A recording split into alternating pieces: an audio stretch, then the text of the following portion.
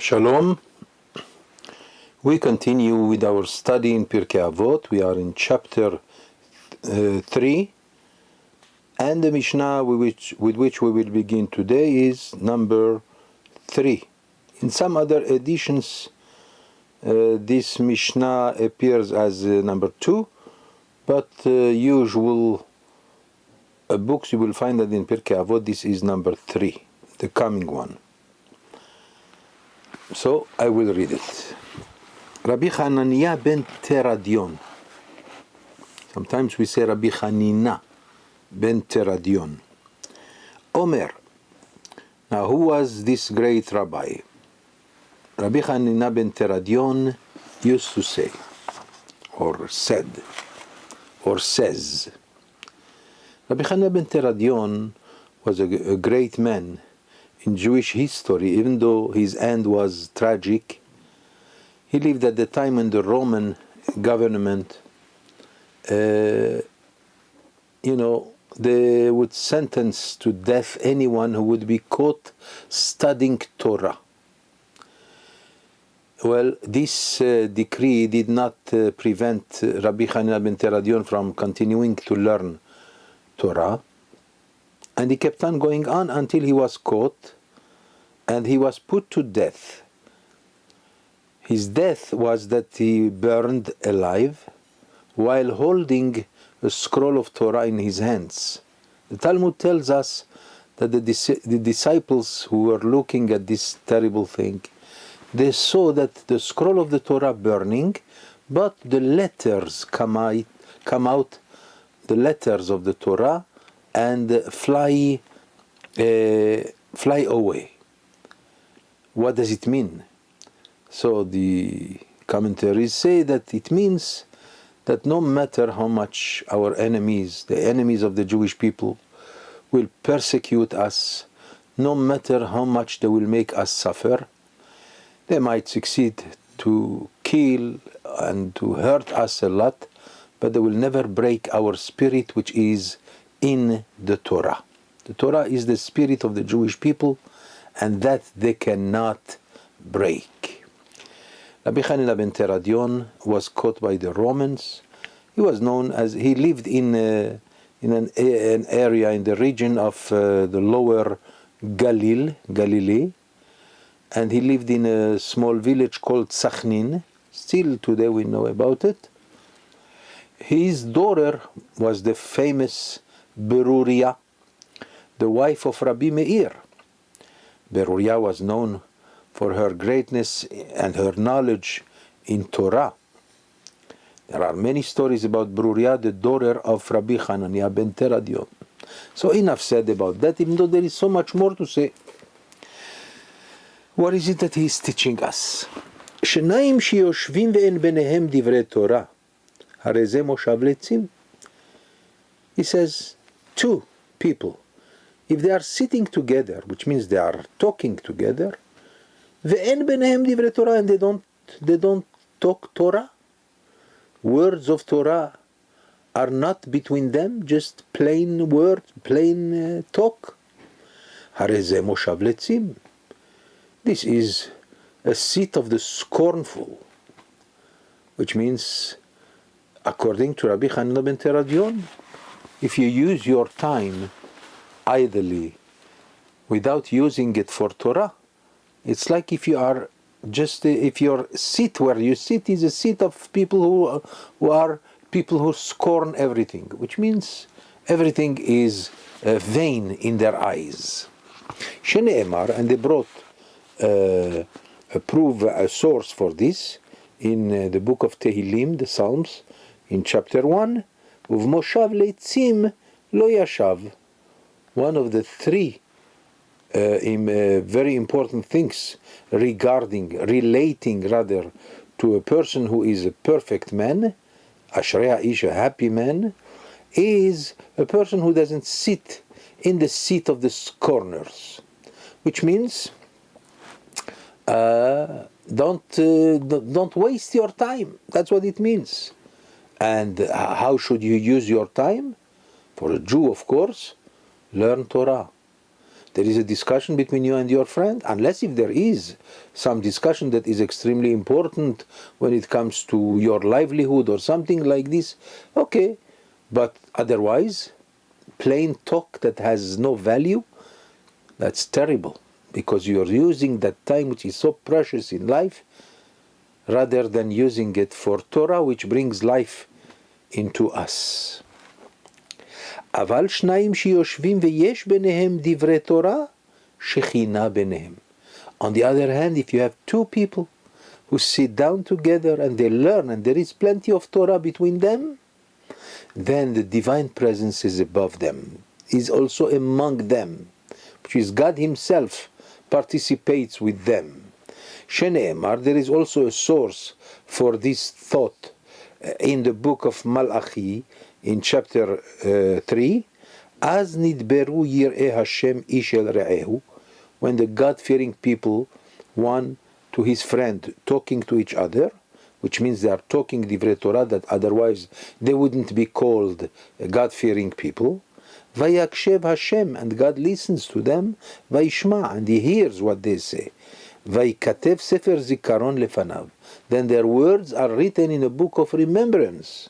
Le'yir'eh Hashem ulchoshvei shemo, exclusively for those who fear Hashem and those who think about his name all the time. So now the Mishna says, En li ela shenayim.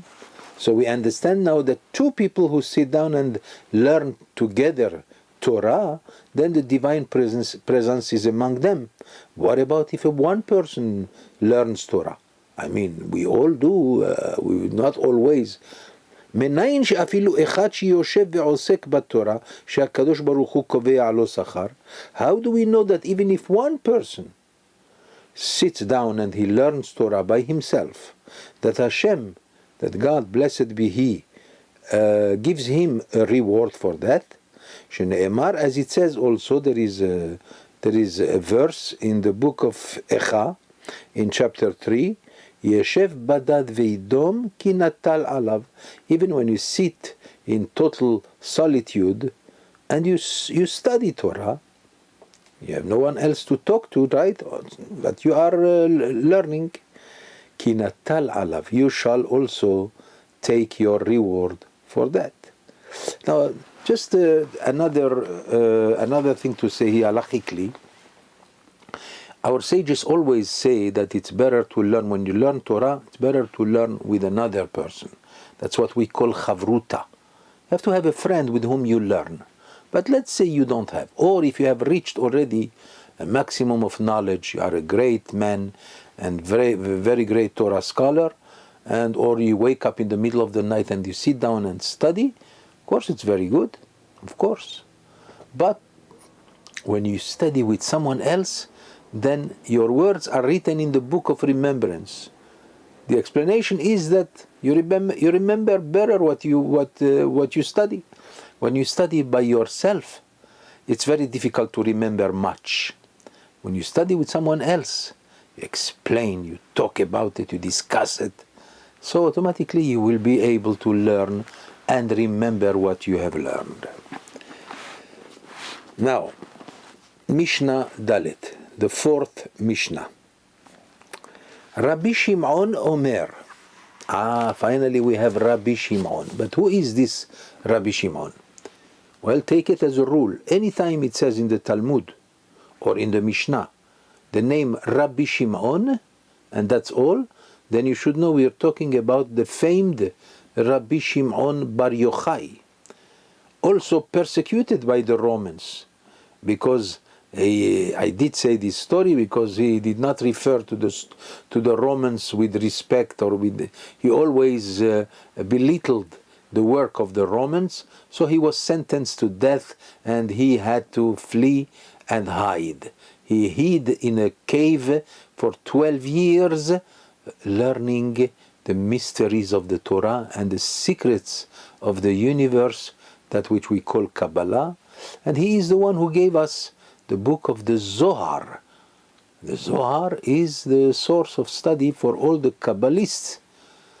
And even though he studied it and he taught it to only one group limited to 21, that's the large group, and another group known as the Iderazuta, consisting of 7 members.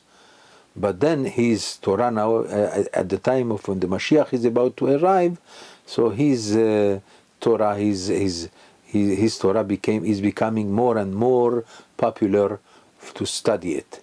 Of course, about 450 years ago, Ari HaKadosh, who is the reincarnation of Rabbi Shimon Bar Yochai, according to the Kabbalist, he is the one who developed even more the study of Kabbalah in his book Etz Chaim, with the help, of course, of his famed disciple Rabbi Chaim Vital, and that's why Kabbalah today is being studied by many circles.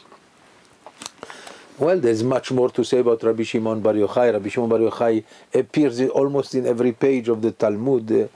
So here we are going to learn just one statement by him. שלושה שאכלו על שולחן אחד, following that which we already learned before. שלושה שאכלו על שולחן אחד. 3 people sitting at the same table. They ate at the table. ולא אמרו עליו דברי תורה. And did not say any words of Torah. Not while eating. They have to stop eating a little. They should say something of Torah to sanctify the table. The table, our sages said, is similar to the Mizbeach, the altar, in the time of Bet HaMikdash. So, our table where we eat could become as important as the altar in the temple, if, provided, of course, you say Dvar Torah. Usually we take a book of Jewish law and we read 1 or 2 laws at the time of our meal. And that sanctifies that meal. But 3 people who sit down and they don't say Torah while eating, כאילו אכלו מזבחי מתים. They will be considered like if they ate from something that has been sacrificed for the dead. Of course, the meaning is that like they brought food to Avodah Zarah, to the idol, to idols. Which means that's one way how the idol worshippers worshipped their idols, by bringing food there. So that kind of food that you ate without mentioning any Torah there, so it's considered like if you brought to Avodah Zarah. Terrible, huh? There is a source also to teach us that, Shne'emar, as it says in the book of Isaiah, in chapter 28, Ki kol shulchanot maleu kitzoa, that all the tables of those idol worshippers, of course, were filled up with vomit and garbage. Unfortunately, beli makom. I mean, they did not even mention the name of God there. If not even the name of God was mentioned during their meal, then that meal is considered a meal for the idols, which means futile and vain. Of course, this teaches us that even one small word of Torah during the meal is very important. Of course, we have several benedictions that we make. We make the blessing of the motzi over the bread. Then at the end of the meal, we say Birkat HaMazon. That also sanctifies the name of God. But it's not enough. One should always get used to say something of Torah. If you don't have knowledge of Torah, take up a Bible and read one passage or 2 during the meal, or the book of Jewish law, and read one law or 2. It's not too difficult. And then what you ate resembles to you ate on the table of kings. And that's what he's going to tell us now. אבל שלושה שאכלו על שולחן אחד. 3 people. Why does he mention 3, not 2? Because with 3 people you could do the zimun. You could invite them to say Birkat HaMazon. With less than that you cannot. So each one by himself. But 3 people, then there is the mitzvah, the additional mitzvah of zimun, the invitation. You invite 2 other people. I mean, you call upon them. Let's get together to do the benediction of God. So 3 people, 3 שאכלו על שולחן אחד ואמרו עליו דברי תורה, 3 people who ate at the same table and did say words of Torah, כאילו אכלו משולחנו של מקום ברוך הוא. It's like if they ate from the table of God himself. שנאמר, as it says in the book of יחזקאל, in chapter 41, וידבר אלי זה השולחן אשר לפני השם. And he spoke with me in words of Torah, of course. This is the table upon which Torah was said. That's like an altar before the divine presence, before God himself. And now Mishnah number 5. Rabbi Chanina ben Chachinai. Rabbi Chanina ben Chachinai was also a great sage, and he was one of the disciples of Rabbi Akiva, from the sages of Yavne, that Rabban Gamliel, the old Rabban Gamliel, at the time of the destruction of the temple, when they instituted the place, a new place where to study Torah, because everything was lost, unfortunately. So Yavne became a center of Torah. So now, that was in the 3rd generation of the sages of the Mishnah, also the 4th generation of the sages of the Mishnah. The generations of the sages of the Mishnah consisted of 5 generations, and then began a new era, the sages of the Gemara, of the Talmud, with Rabbi Yochanan in the land of Israel, and in Babylon, Rav and Shmuel, and of course with all the thousands of other rabbis. So Rabbi Chanina ben Chachinai is known also in the Talmud, right? He also hated very much to sit down, around the table or wherever you are, without doing anything, such as learning Torah. He also hated that very much. Anyway, there are many stories about Rabbi Chanina ben Chachinai, some great stories, but unfortunately, time is limited. He says, Omer, Hane'or balayla. If you wake up in the night, and get up in the night, והמהלך בדרך יחידי, and one who goes on the way by himself, no companion. 3rd, והמפנה ליבו לבטלה, and anyone who, regarding the first 2, we said that the first one, النعور بالليلة, you got up in the middle of the night, and or a person who went on his way by himself, and yet המפנה ליבו לבטלה, those 2 people, they woke up in the night, or he woke up in the night, or one who went on his way, and yet their heart is empty, and not even thinking about Torah, absolutely nothing. It's all in vain. הרי זה מתחייב בנפשו. This guy is responsible for his soul, because he's killing his soul. And that teaches us a very big teaching. Wasting your time kills the soul. The soul has also a need, the need to survive. Her food, the food of the soul is the Torah. When you study Torah, the soul has its own satisfaction. Otherwise it is starving. Now you wake up in the middle of the night. That's the best time to learn Torah. We know of such great sages that would wake at 3 o'clock in the morning. They would sit down and learn. I have seen it with my own eyes. I went to visit Rabbi Shalom Meshash, the chief rabbi of Jerusalem, at 2 o'clock in the morning with a rabbi, a friend of mine.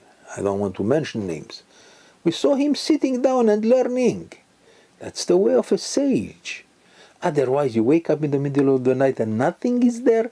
You don't think about any Torah, that's all. It means your heart is empty. That's terrible. You are causing, practically, you are killing your soul. הרי זה מתחייב בנפשו. There's also another explanation. For example, the guy who goes on his way by himself. He needs protection, but he has no protection. What should he do? He should think of Torah. Why? Because the Torah has the capability of protecting us. It's a great protection. You have to believe in that. Why not? So when you see a rabbi going in the middle of the night, I saw with my own eyes the famed Rosh Yeshiva of Mir in Brooklyn, Rav Shmuel Birnbaum, at midnight he was walking by himself. But he hardly noticed anyone because he was thinking all the time. His mind was working all the time on Torah. What else? Okay, that's all we have for this Mishnah. And we will add another Mishnah. Mishnah number 6. Rabbi Nechunya ben Hakana. Rabbi Nechunya ben Hakana, some of the Mefarshim say that Rabbi Nechunya ben Hakana was the first Kabbalist. Even though we don't know much of the knowledge of Kabbalah that existed in the time of the sages, but that doesn't mean there was no Kabbalah. On the contrary. Only it was not famed. It was reserved only for very special people. The first one who wrote a book of Kabbalah, Sefer Hakana, the book of Hakana, is by Rabbi Nechunya ben Hakana. He was the Rebbe of Rabbi Ishmael. We can find this in the Talmud in Masechet Shavuot on page 27. He was known for his great purity and great ways of... he was very special in his ways. I mean, there is one story, so many stories about him, but one of them is known as such, that his disciples came to him. He was very old then. So they told him, Rabbi, can you tell us what is the secret of long life? How did you manage to have such a long life? And he said, very simple. The reason why God gave me a long life, because I never got any honor or respect from the fact that someone else was belittled. In other words, I never derived any benefit from belittling anyone, which means I never belittled anyone. No matter how low is a human being, we are under the obligation to honor him and to respect him. Also, I have never cursed my fellow man. And also, when it came to money, I was very passive. I didn't pay attention much to money. So, according to him, as we find in the Talmud Masechet Megillah on page 28, so he says this is his secret for a longer life. Nice. So now we are going to hear his philosophy. Rabbi Nechunya ben Hakana Omer. Rabbi Nechunya ben Hakana says, Kol hamekabel alav ol Torah. Anyone who accepts upon him the yoke of Torah, which means to study Torah all his life and to persist on it. Ma'avirim mimenu ol malchut. If he is really serious in only learning very seriously, then he will be exempt from the yoke of the government. In other words, in most cases, you see that the Torah scholars who deal only with Torah all day, they are exempt from paying taxes. And by the way, they don't have enough money with which to pay taxes. But the truth is that their riches is from the Torah, and they don't feel that they are poor. Even today we have that, of course. Today, even more, we have the Kollelim and thousands of young people who study there day and night. And they receive a very small payment, and yet they are the happiest people. So they serve God this way. So automatically, by taking upon them the yoke of Torah, they have removed from them the yoke of other things, of the cities, taxes, and so forth.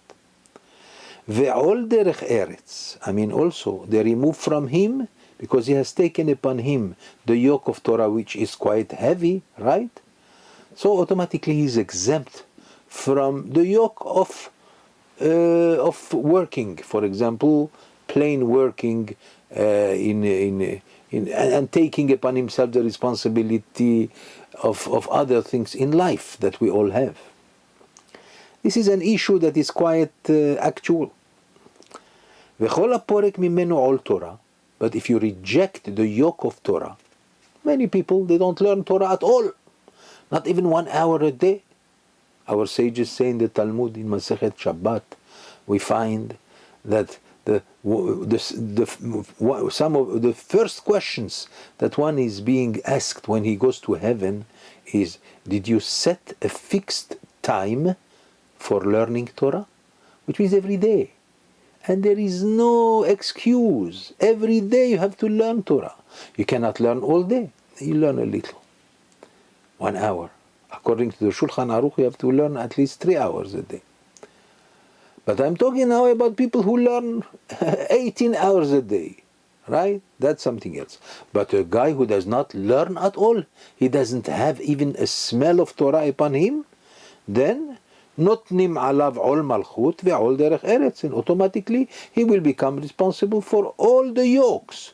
He has to pay taxes, he has to feed his family, he has to bring money, he has to make money, and so forth. Otherwise, if a person who is very serious in Torah, if you are not serious in Torah, that's very bad. Then of course, working is very good. Why not? It's also a blessing. The blessing of God is upon working if you work for the sake of heaven, so that you can feed your family with honor and everything. But to get rich for the sake of riches, not quite the way of our sages. With this, we conclude, and we will continue, God willing, tomorrow. Im Yirtzeh Hashem. Have a good day.